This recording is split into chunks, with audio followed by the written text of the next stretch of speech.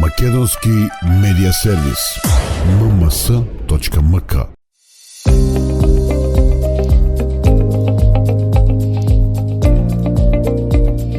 Со рехабилитацијата на системот за експлоатација, тоа значи дека подобруваме следењето на состојбата на браната, поместувањето, протекувањето, сите оние инструменти ги ставаме во фул состојба.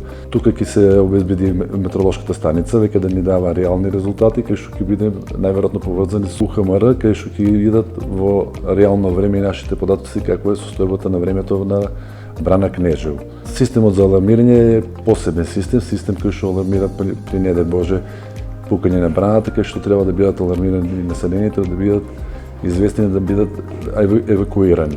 Додека системот SCADA, еден од најбитните системи за нас, кој највеќе време посветуваме, тој е изграден пред 11 години, кај што веќе покажуваше своји недостатоци, бидејќи тоа станува збор за компјутерска опрема која брзо иде, има краток рок на тајање, бидејќи софтверот како се развива, хардверот не може да го следи, или обратно, хардверот како се развива, софтверот не може да го следи, и затоа се оди на нова целосна SCADA.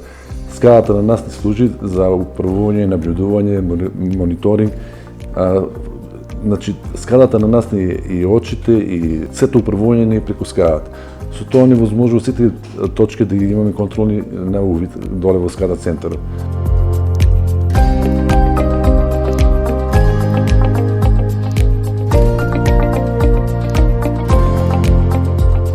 Наводнување, фаза 3 енергетика. Тоа е битно, зашто? Затоа што со затворањето во јули е исплатена последната транш од 300.000 евра према Свеко Хидро, конзорциумот кој изработуваше техничката документација, и сега веќе пристапуваме на изработка на комплетната документација кој што ќе добиеме одобрение за градба, кој што се создаваат услови за самото финансирање на изградбата на целите два система, фаза 2 и фаза 3 на наводнувањето и енергетиката. Да не ви зборам дека со фаза 2 наводнувањето ние ќе добиеме наводнување на 3500 хектара земјоделска земјиште, додека сета таа вода ќе поминува низ 3 големи хидроцентрали кои што ќе дават одредена електрична енергија.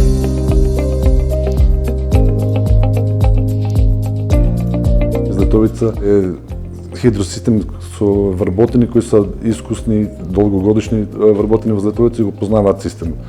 Али сето тоа и спореката на општина Штип имаше посебни услови кои што бара, бидејќи станува збор за големи количини на вода од 200-250 па во одредени услови до 280 литри во секунда. Тоа бараше посебен ангажман на самите вработени во Златовица.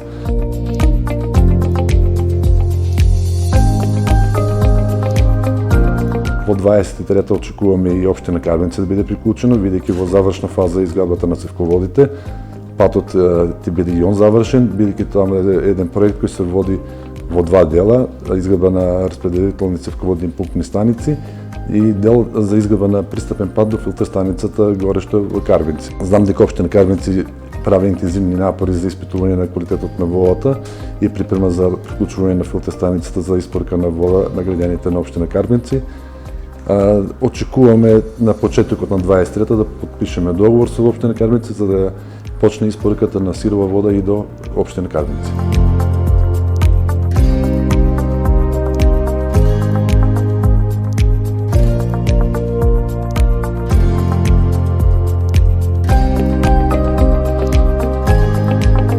Енергетската криза покажа и веќе сме ние сериозен притисок од сите институции за да ја забрзаме постапката за изградба на фаза 2 и фаза 3.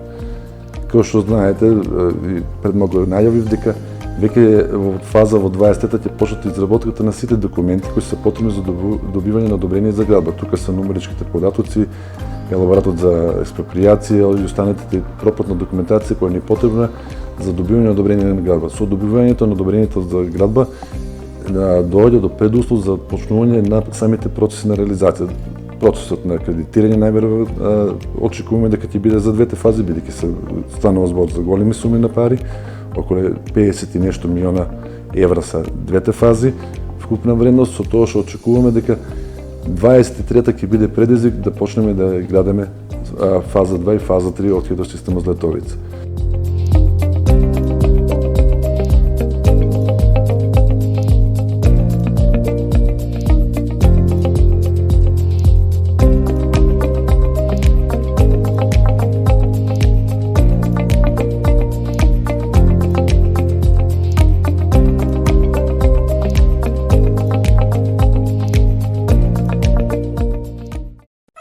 Македонски медиа сервис.